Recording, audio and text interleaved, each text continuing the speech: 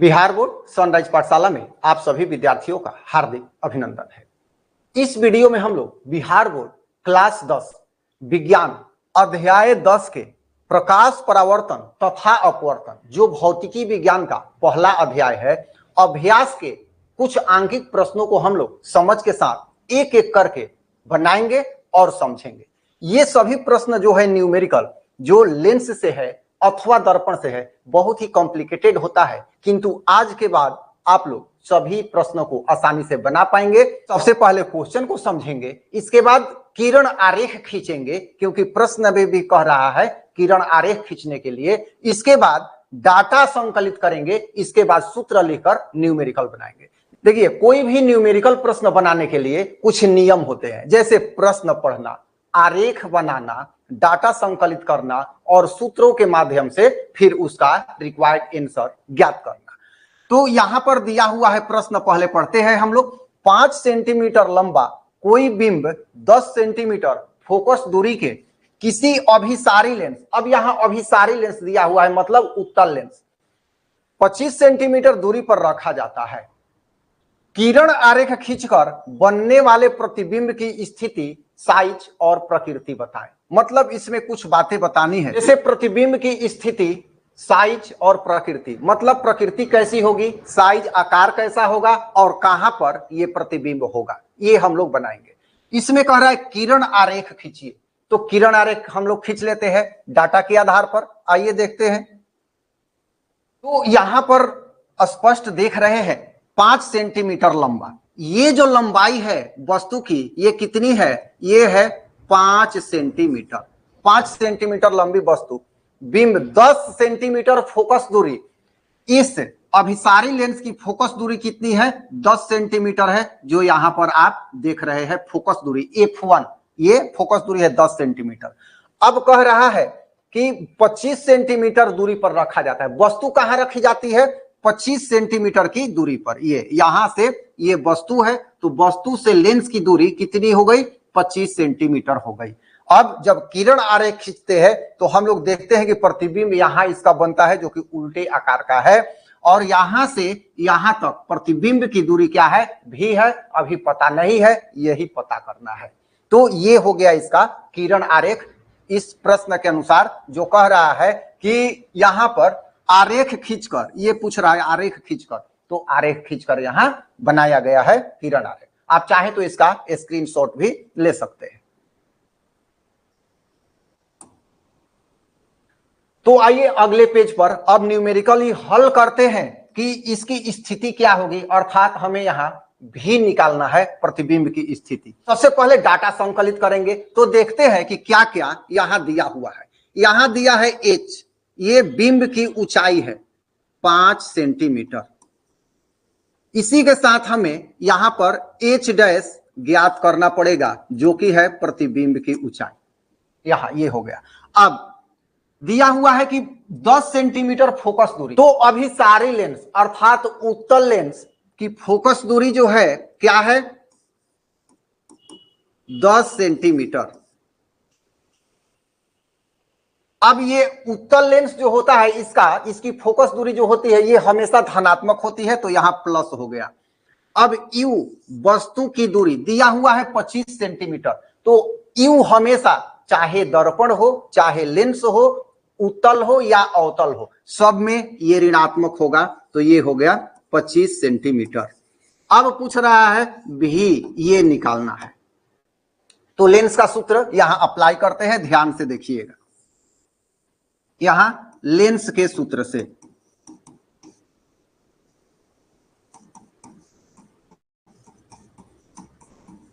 Lens का सूत्र है 1/f बराबर 1/v माइनस 1/u। ये है लेंस का सूत्र। अब 1/f, f के जगह पर तो हमें 10 पुट करना है, तो हो जाएगा 1/10 बराबर 1/v, ये भी जो है यही कैलकुलेट करना है, माइनस 1/-25। यू के जगह पर क्या लिखेंगे हम, -25 पुट करेंगे। समझ में आ रहा होगा।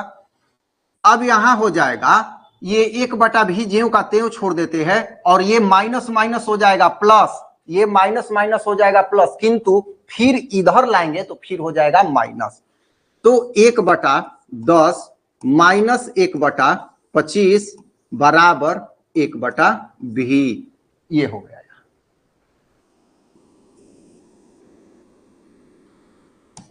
यहां दोनों का एलसीएम लेते हैं तो 25 और 10 का एलसीएम हो जाएगा 50। 10 5 50 और 25 दूनी 50 बराबर 1/v, ये हो जाएगा यहां से। अब अगले स्टेप में हो जाएगा 3/50 बराबर हो जाएगा 1/v। दोनों साइड पलट देंगे तो हो जाएगा v बराबर 50/3, और चाहे हम तो इसको v बराबर लिख सकते हैं 16.66 सेंटीमीटर, ये हो जाएगा। तो लेंस से प्रतिबिंब की दूरी यहां पर हम ज्ञात कर चुके हैं। जैसे यहां आप देख रहे हैं, ये यहां भी जो है ये भी कितना आ गया, तो 16.66 सेंटीमीटर ये आ गया ये। लेकिन अब हमें इसकी ऊंचाई ज्ञात करनी है, इसकी प्रतिबिंब की ऊंचाई। तो प्रतिबिंब की ऊंचाई के लिए एक सूत्र होता है आवर्धन m बराबर h डैश बटा h बराबर -v/u, ये होता है। तो h डैश पता नहीं है तो यहां लिखेंगे h डैश। h है 5 सेंटीमीटर और अभी आया है यहां माइनस है, अभी v बराबर कितना हम लोग निकाले हैं, तो 50/3, यहां 50/3 अब बटा u कितना है, u है यहां 25 सेंटीमीटर, तो यहां कर देते हैं 25 सेंटीमीटर। अब ये हो गया यहां पर h डैश बटा 5 बराबर -50/75।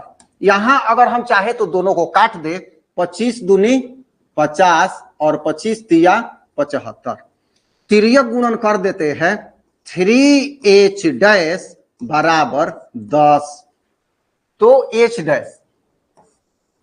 डैश बराबर 10/3, यहां h डैश अर्थात प्रतिबिंब की ऊंचाई हो जाएगा 3.33 सेंटीमीटर, ये हो गया।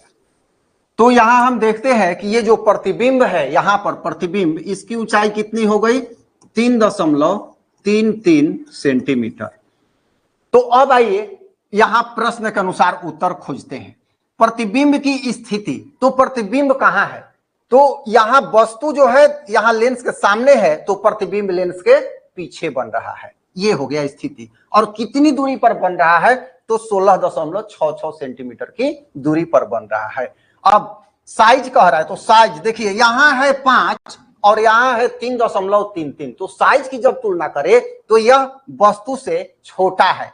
और प्रकृति की बात करें तो यह वास्तविक है, क्योंकि वास्तविक प्रतिबिंब उल्टा बनता है। यहां देख रहे हैं कि ये उल्टा है, ये सीधा अगर इसको मानते हैं तो ये क्या है, उल्टा है। तो इस तरह से ये प्रश्न सॉल्व हो जाता है कि प्रतिबिंब जो है वस्तु से छोटा है और लेंस से 16.66 सेंटीमीटर दूरी लेंस से पीछे की ओर बनता है, और यह वास्तविक प्रतिबिंब है। तो इस प्रकार ये प्रश्न हम लोग हल कर लिए हैं। यहां पर इसका सॉल्यूशन है, चाहे तो आप स्क्रीनशॉट ले सकते हैं।